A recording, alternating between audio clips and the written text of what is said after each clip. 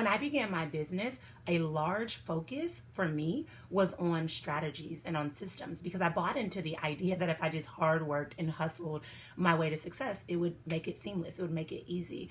But really, what I didn't know at the time that I'm so grateful that I know now is that somatics is such a powerful tool that you want to weave into whatever goal that you have in mind. And so today I'm really pumped and excited to pull back the curtains and share with you how you can begin to incorporate somatic practices into your daily routine. So let's talk about somatic practices. With somatic work and somatic practices, what your focus is on is your bodily sensations and regulating your emotional system. And this is so powerful because it helps you to rewire thought patterns. It helps you to focus on posture and be attentive to your body.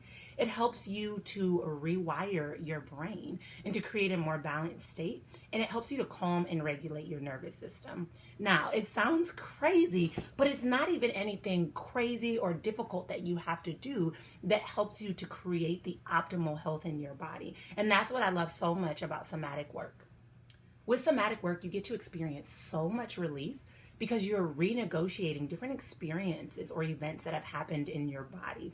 And that's what I love so much about it. Now, I do want to say that somatic work isn't some one and done. You don't just do one of these practices or follow this routine and then kind of go about your way. It's something that you're going to want to regularly commit to because your body knows best. Your body keeps score, and you want to take really, really good care of your body. So for me, when I learned about somatic practicing, I was really intentional about how I could weave this into my daily routine because I wanted to create that calm and regulated nervous system. I wanted to create that relief. And so I'm going to walk you through a typical routine that you could begin to incorporate some of these practices, and you'll notice that they don't even take a lot from you. So in the morning, this may sound extreme, but one of the things that I now do, that I now have incorporated into my morning routine, is I'll take a warm shower.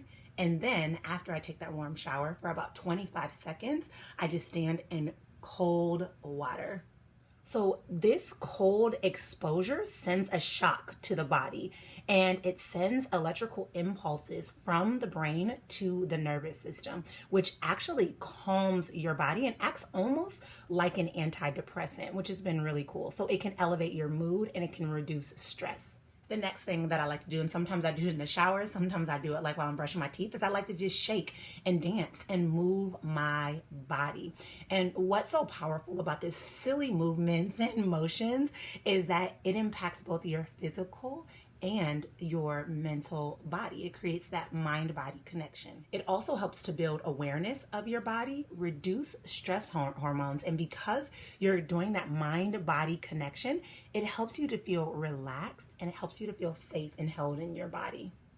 And if you're a singer, another strategy you can begin to incorporate is singing or humming or even gargling.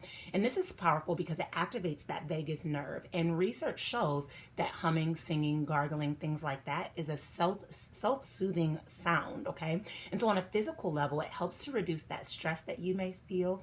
It induces calmness, and it helps to lower your heart rate and your blood pressure. It produces this really, really powerful neurochemical similar to oxytocin, which is also the love chemical. So creates a little bit more calmness, more regulation, and a lot more self-love.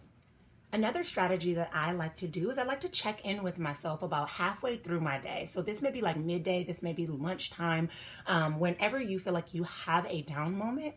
And I like to just get in touch with my body. And I'll sit there and I just ask myself, like, what is it that I'm feeling in this moment? So as I sit with that emotion, I name that emotion that I'm currently feeling: sad, angry, overwhelmed. And then I ask myself, where am I feeling that in my body? When I notice where I'm feeling that, let's say, for example, I'm feeling it on my chest, I'll bring my hands together and gently rest them on that part of my body. As I notice this feeling, I then imagine myself breathing life into that part of my body, breathing security into that part of my body. And it helps me to feel very calm and, again, regulated. And often when I'm doing this, I'll start to sway my body from left to right.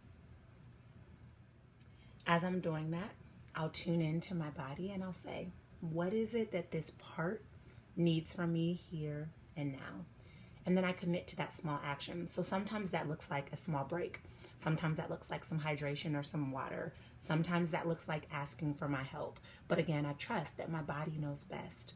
And I tune into my intuition and listen to what I can do to support myself.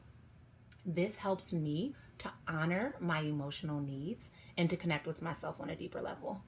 Another midday activity that I love to do is progressive muscle relaxation. So if you're not familiar with progressive muscle relaxation, essentially you're tightening different parts of your body and your muscles, right? Where our body is already dealing with stress. And so we're bringing awareness to this to eventually calm ourselves. So for example, you may start with, your fist, and you tighten your fist and then you release them. It may be your arms, you tighten it and then release it. It may be your eyebrows and your forehead, you tighten it and you release it. And you slowly move yourself down your body progressively in a calm, flowy motion all the way down into your feet. The power of progressive muscle relaxation is it almost breaks the cycle of the tension and the stress that you're feeling in your body. And you'll notice yourself starting to feel calmer. You'll notice reduced anxiety, and you'll notice often reduced fatigue that you feel. And this is why I love it for midday, because I'm not like a coffee or caffeine drinker. And so often it gives me a burst of energy because I feel less fatigued and more ready to take action. And then finally, my favorite 2 bedtime routines to incorporate is 1, journaling. Just journaling out my gratitude for the day and journaling what thoughts came up for me for the day. And the reason that this is important is because I hate to go to bed with such a heavy or overwhelmed spirit and heart. And so processing and journaling my thoughts helps me to basically release it from carrying it, and so that it's not a weight that I have to sleep with. Often what comes up for me at night is like the pressure of what's coming up the next day. So what trainings do I need to do? What topics do I need to come up with? And when I just get it out on paper and out of my head, I notice that I go to sleep with a more clear mind. The second strategy that I love to do from my bed is I love to lay against my headboard with my butt against my headboard and elevating my legs up against my headboard, almost like it's my wall.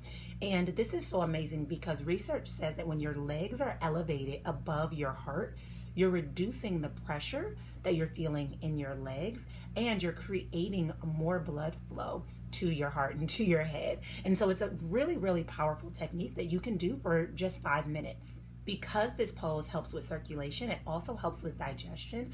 It helps to lower your heart rate. It helps to lower your anxiety, your stress, and in turn, it regulates your nervous system. So what you'll notice all in all is that you'll actually even sleep better.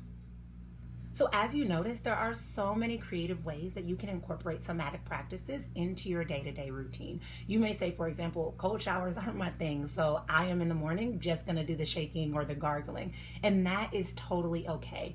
The point is, through developing an awareness of your mind-body connection and using these different somatic practices, you essentially get to help regulate your nervous system. You get to release tension. You get to release anger, frustration, anxiety, and other emotions that are held tight in your body, and you get to release the hold that these past negative emotions and experiences have on you.